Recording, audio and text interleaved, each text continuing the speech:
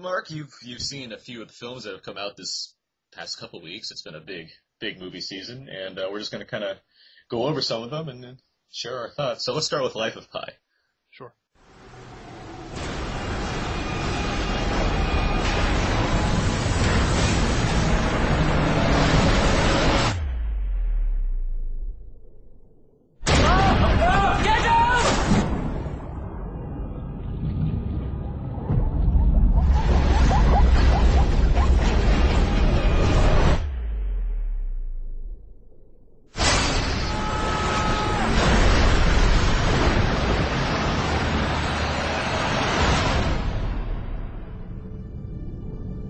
The next part of the story you will find hard to believe.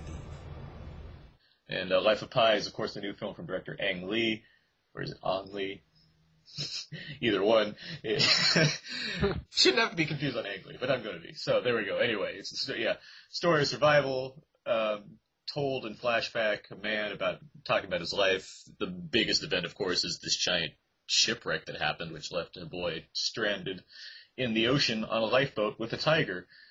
And that's basic summation there, and I'm sure we're going to hear more about this film from others later on. But for now, Mark, what did you think of Life of Pi? Oh, I absolutely loved it. It's a beautiful film. It's got fantastic visual effects and cinematography, along with spiritual themes that I think a lot of people are going to enjoy about it, especially more around the family-oriented films of the year. I think it'll do well there. There are points that I might hold back my excitement on, especially the end, and I don't want to give any spoiler away, but there's a little bit of a deflation that I experienced by something that happens toward the end. But as far as the whole journey that this young man goes on across the ocean trying to survive, it's pretty intense and inspiring film. Yeah, I'm very much in line with your thoughts there. I really enjoyed this film. I've seen it twice now just because I wanted to see it again. My dad wanted to see it, so I went with him because I'm like, wow, I want to see Life of Pi again. And I think it's a very good movie. I really enjoyed it for many reasons, especially the visual levels. I think it's just a really great-looking movie for sure. And I can't get enough of like how well Ang Lee's able to make the story of this boy on this ocean, make it look so interesting, just so visually arresting. Like you have these shots of the ocean, which could be just like kid on water, but no, he does a lot of different things to make it just seem unique in many different ways, in many different settings, at night, daytime, afternoon, sunset. Like he just has a way of creating a great kind of visual look for this movie as a whole. And yeah, I really like the kind of the use of effects and the 3D. Like the 3D is the best I've seen since Hugo, where it feels immersive and fitting for the story, and not just, hey, we can make this another dimension. Like it's like they Ang Lee shot in 3D and it works really well, and it just fits. Yeah, I rarely recommend seeing a film in 3D. But it's definitely the Hugo or maybe even Avatar of this year where you have to see it in 3D. It's just so much more beautiful, I would assume, in that format. I didn't see it in the 2D regular format yet, but I just don't see a need to when you can experience it in the 3D format it was intended as. Yeah, I agree for sure. And now, I didn't have a problem with the ending, really. I can say that there's less of an impact than other things that happen in the movie, but it's not something that I've really felt issue. I guess because we can't really talk about the ending. Yeah, that's the hard thing, because you definitely don't want to talk about the ending. But there's one portion of it that maybe in a spoiler episode we can get into why I kind of just felt unsatisfied with a certain portion of it. But aside from it, I'm a big fan, and I think it's like we said, it's a beautiful film. This Suraj Sharma, I believe, is the actor's name, who plays Pi. He does a fantastic job. At times you have these long portions of just him and this tiger on a boat at sea, and he does a great job, I think, carrying the film. Yeah, I agree with that for sure. And I also really like Irfan Khan as the older Pi, and the way given that he's basically narrating the story, but you do cut back and forth to him occasionally, like there's a lot of there's a lot of expression coming off of his face that I think's really well captured. I think he does a good job of being more than just the guy that's telling the story. I think he does a good job of bringing a level of emotion to it beyond just being able to witness Pi in the situation. You get to hear it from kind of somewhat of an outside perspective of him reflecting on these thoughts, and I thought he was quite good. I agree with that. All right, so let's talk about the kind of potential awards consideration, I guess, since that's more your specialty. Where do you think Sure. Where do you think Pi's headed down the line? Well, I think Pi has an excellent chance this season to see a lot of award attention. As far as winning, I don't know that it's going to be toward the top of a lot of lists, but it's got excellent shots at a Best Picture nominee when we're talking Oscars. Ang Lee is one of the most respected directors in the business, and he does a fantastic job here. So I think he's still on the cusp, that 4, 5, 6, 7 spot. But right now I have him in there. I have him number 5 on my list, so I could easily see him getting in. I think the film is a shoo-in for visual effects and cinematography both, along with probably sound editing and mixing as well, because of those giant storm scenes and the tiger on the boat with his growling and whatnot. So I think you could see a plethora of nominations for the film, most notably in the tech craft section, but also picture and director. I wonder if if it gets Best Picture and Director, I wonder if adapted screenplay comes with that, even though I think some people have issues with how it's adapted. Yeah, adapted's going to be the hard part, because adapted is always a very crowded and difficult category to get into anyway, and especially when you look at other films like Argo and Lincoln, and possibly Les Mis, which just opened over the weekend in limited viewings. It's just a harder category to get into. So it's possible, if people really like the film, but I think it stands a better chance in those craft tech categories in picture and director than it probably does in screenplay or any of the acting areas. All right, cool. All right, so let's just kind of keep moving. Sure. Things to talk about. So the next movie I want to talk about is Silver Linings Playbook.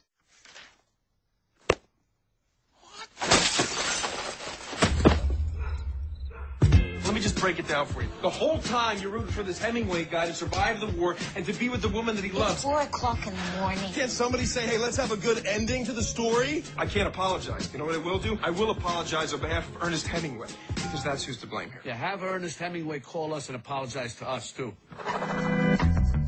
What are you going to do with yourself? I'm getting trim, getting really fit for Nikki. Patrick, she left. She's gone. Doc, I have one incident. I come home from work, I see my wife's in the shower. I pull the curtain back. So yeah, I snapped.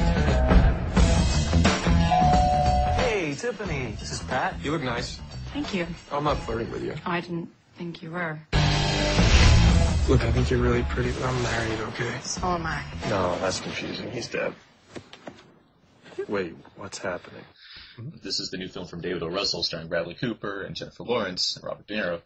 And it follows Bradley Cooper after he's gotten out of a mental institution after an incident involving him catching his wife having an affair. And he goes back home and things happen from there. I think we're going to... Well, there will be a trailer, and I'll be talking about this with other people anyway, so you don't need to keep going into descriptions. But anyway, what did you think of Silver Linings Playbook, Mark?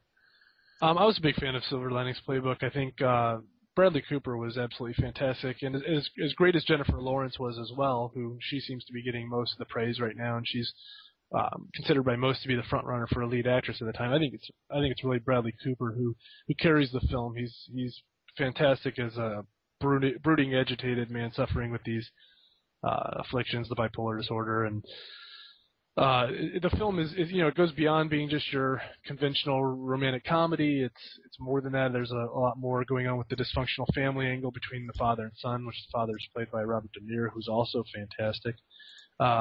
It's a very touching comedy, and I think it's in the same vein as maybe something like One Flew Over the Cuckoo's Nest or As Good as It Gets, as far as putting a lighter spin on mental illnesses. It's a really good film, though. Yeah, I agree. I really enjoy Silver Linings Playbook, and I think it's because it seems like such an accessible film. I think that's why I'm really into it, because I think it has yeah, it could fall into the trappings of like romantic comedy, and in ways it does, but it feels well handled, and I like the fact that it is a dark comedy. It's like a dark comedy and a screwball comedy all put into one kind of thing, and it lives and dies on these performances, which I think are really strong. Especially all the three key ones, and even the supporting cast. Sure. But yeah, Bradley Cooper's very good here. Jennifer Lawrence is very good here. Robert De Niro is the best I've seen him in a while here, and Jackie Weaver is very good. Chris Tucker pops up, and I'm like, yeah, Chris Tucker's back apparently. It's a really good movie. I enjoyed that. And yeah, it's this great mix of all these actors, and it's also just really funny, and it's funny while still managing to have a lot of dramatic elements. I think the biggest thing I take away is because David O. Russell, he previously did The Fighter, and a lot of people really love The Fighter, and I like The Fighter for specific reasons. But the issue I had with The Fighter, which is not really too much to take the film down, but like the family stuff in The Fighter with like the sisters, I thought was very cartoonish to me, and it kind of brought me away from the more powerful story going on in The Fighter, even though it's supposed to be both, that and an entertaining movie. The sister aspect kind of brought me away from that. This feels like they took that aspect and made it into its own movie, and for whatever reason, it worked completely well for me here. Like, I was down with the tone completely. I was happy with what was being presented, how it was being presented, and the way it was able to mix the dramatic aspects and the comedic aspects. I really enjoyed that. Yeah, absolutely. Yep, I agree. But yeah, Silver Linings Playbook, which seems like I'd say, like, directorially, like, it seems less, I guess, kinetic visually than, like, his past films have. Like, it seems like it seems more like the actors are more of the drive of this film rather than the direction this time around. But although The Fighter, I could say the same with too. But even then, I could still feel like I sensed his camera more in that movie than I have in Silver Linings Playbook. But with that said, I just really enjoyed the movie still. So. Yeah, absolutely. Yeah, he did a great job with this. I wasn't as big a fan with The Fighter as I was this, I would say. Like, right now, I'd probably have Silver Linings in my top 5 for the year. I certainly put it very high up there. I actually saw this again, too, last night. I saw it like a couple weeks ago, and then a friend of mine wanted to see it, so I'm like, yeah, let's go see Silver Linings Playbook again. But, and yeah, I still find it really, and it helped because the first time was of a press screening, which is like, they were laughing, but this time was of like a major audience, and like, you could really kind of feel what beats are being hit like the best, and it was nice. But okay, yeah. So Silver Linings, what are you thinking awards wise with this one? The actors. This one's very similar to Life of Pi. Just flip it. As far as it looks like a lock almost for a Best Picture nomination. Director, he's basically right in that 4, 5, 6 range. Same way that Ang Lee, where you can definitely see him getting in, or you could see him being just left out. This film, though, it's going to be more heavy on the performance end, the screenplay end, most of the major categories, whereas, Life of Pi was more of the technical side. I would expect nomination, at least a nomination for Jennifer Lawrence and probably Robert De Niro. Bradley Cooper, even though I mentioned I think he's the true star of the film, he's got a lot harder road to toe than the other two. It's just a crowded category this year for lead actor when you look at Daniel Day-Lewis for Lincoln, John Hawkes for The Sessions, Joaquin Phoenix for The Master, Denzel Washington for Flight. There's just a lot of competition. There's a lot of lead act, yeah. Right. Somebody's going to get left out. And Cooper's one of those people that you could see. It just depends how much they love Silver Linings Playbook. If they love it, he's going to get in with it, I think. So, but yeah, this one mostly you're looking at picture, possibly director, possibly actor, definitely lead actress, probable supporting actor for Robert De Niro. Yeah, and then I would bet on a screenplay nomination. Yeah, screenplay for sure. Yeah, and it'd be great to see De Niro get nominated. Like I could. There's a lot of. It seems like there's a lot of supporting actors going on as well too. But yeah, I think De Niro's very strong in this movie, and certainly he's Robert De Niro, so I don't think although I don't know how much stock that holds these days. But right, that's the thing. Which is a shame to say, but although it could be more of like the hey, he's back kind of thing. Right, that's most likely what you'll see if he gets the nomination is almost like a welcome back nomination. It would be his first in, I believe, since '91. I think was his last one with Cape Fear. Was his last Oscar nomination. Really? So it's been something like 21 years or so since he last was nominated. So it would be a nice return to form for him in the film. And that'd be a good way of recognizing him. And it's a crowded category, but a crowded category with not a lot of heavy front runners. Like you have Tommy Lee Jones for Lincoln and Philip Seymour Hoffman for The Master. But after that, it gets real muddy with who could get in and who might just get left out. There's a lot of, Alan Arkin for Argo. What's his name from Beasts of the Southern Wild? Now I'm going to forget his name. Dwight Henry. Yeah, Dwight Henry. There's a lot of those kind of performances where you could see them forgetting about them or passing over them because maybe Alan Arkin, he just won one recently. But that's why I think De Niro has a pretty good chance because it's not a extremely loaded category. It's certainly not like lead actor where it's just so crowded. Well, hopefully Taylor Lautner for Twilight doesn't get forgotten.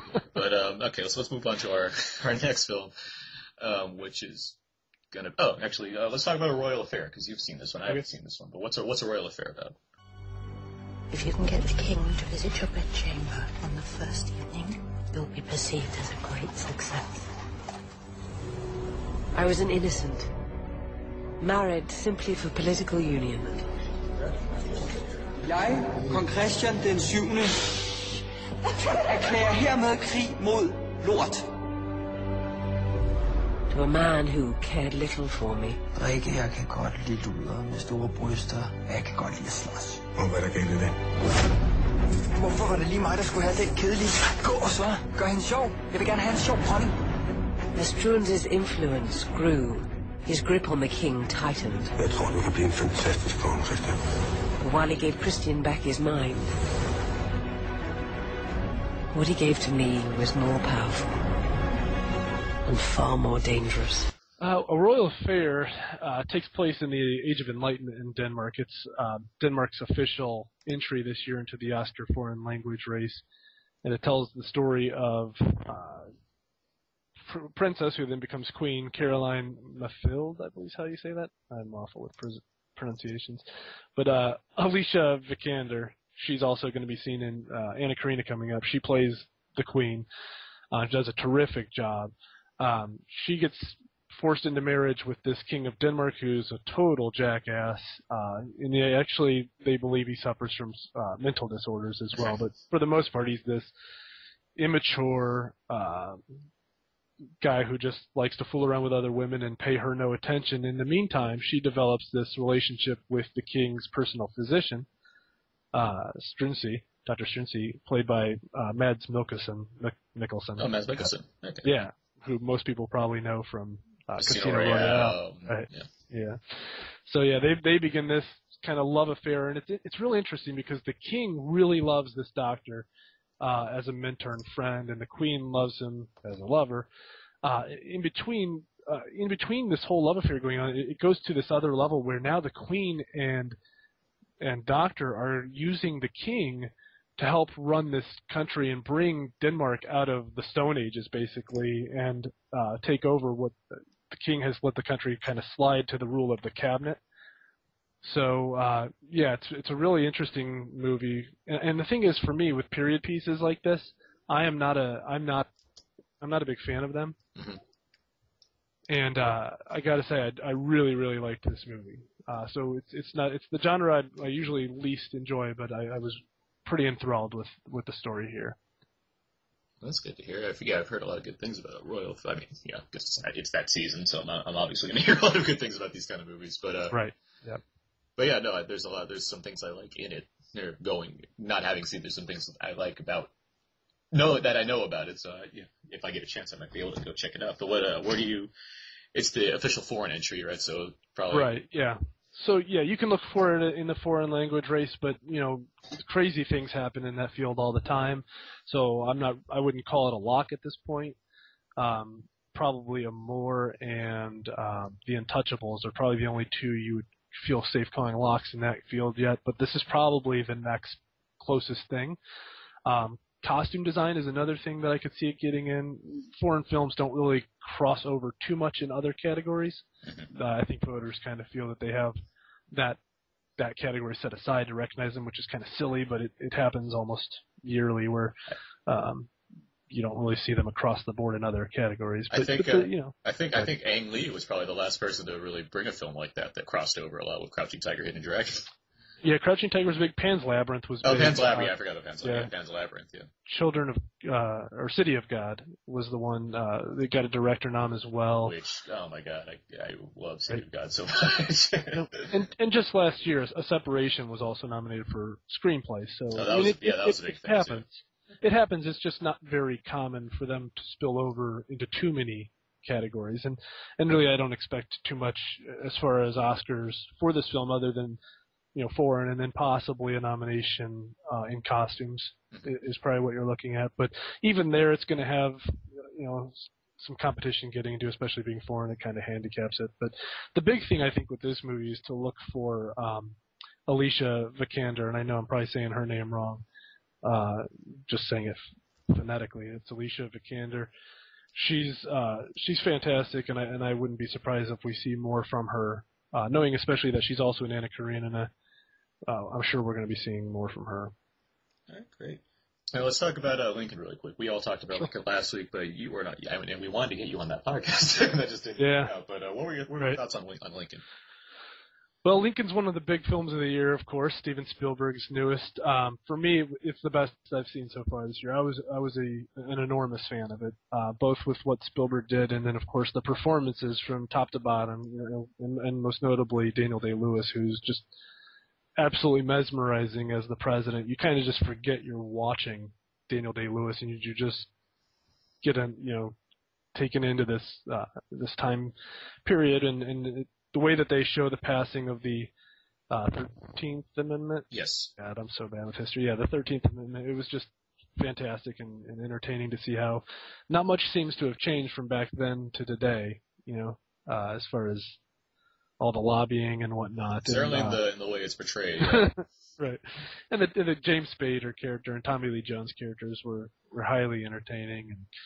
And I was a very, very big fan of the film. Yeah, I really love that Tommy Lee Jones performance quite a bit. I mean, Daniel Day-Lewis is almost like of course he's good. It's beyond. It's like let's move on to everybody else because Daniel Day-Lewis is just that good. But I really like the Tommy Lee Jones performance quite a bit, and I did like the movie a lot overall. So this one, you think it's going to be a front runner, Oscar scene?